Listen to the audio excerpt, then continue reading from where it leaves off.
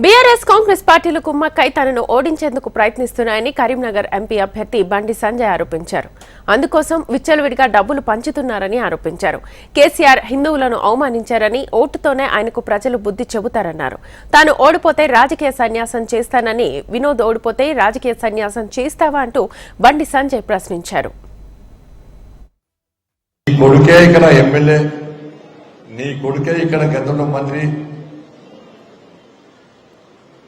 నీ కొడుకే ముఖ్యమంత్రిగా ఎక్కువ, ముఖ్యమంత్రి గారు నీకంటే ఎక్కువ దాదాగిరి చేసిండు, గుండాగిరి చేసిండు, అధికారాన్ని చెలాయించాడు.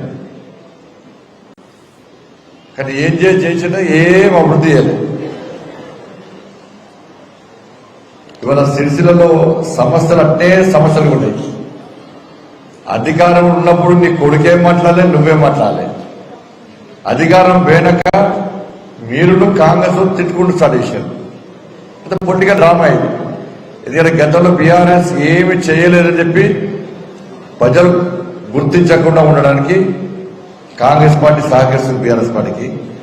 ఇక మీకు ఇంకా సమయం ఉంది కదా, కొన్ని ఇచ్చే అవకాశం ఉంది కదా అని చెప్పి వీళ్ళు వాళ్ళని విమర్శించే ప్రయత్నం మాత్రమే చేస్తున్నారు, యాక్టింగ్ చేస్తున్నారు. అంతా కూడా పుల్వామా సర్జికల్ స్ట్రైక్ చెప్పి 10 సంవత్సరాలు గడిపినారు భారతీయ జనతా పార్టీ.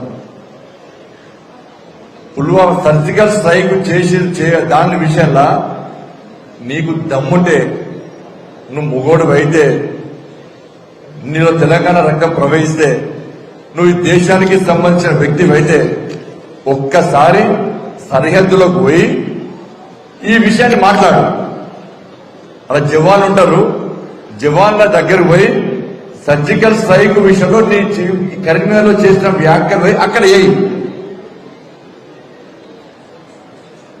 లేకుంటే దేశభక్తుల దగ్గరకు పోయి సర్జికల్ స్ట్రైక్ గురించి మాట్లాడు.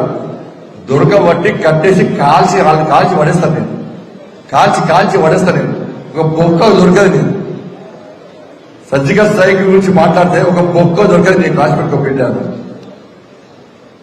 వీర సైనికుల త్యాగాలను కూడా, అమరవీరుల త్యాగాలను ఏ విధంగా పనిచేస్తావు, వీర జవాన్ల త్యాగాలను కూడా నువ్వు ఇలా విస్మరిస్తున్నావంటే, హేళన చేస్తున్నావంటే నువ్వు ఏ దేశానికి సంబంధించిన భక్తులో చెప్పు.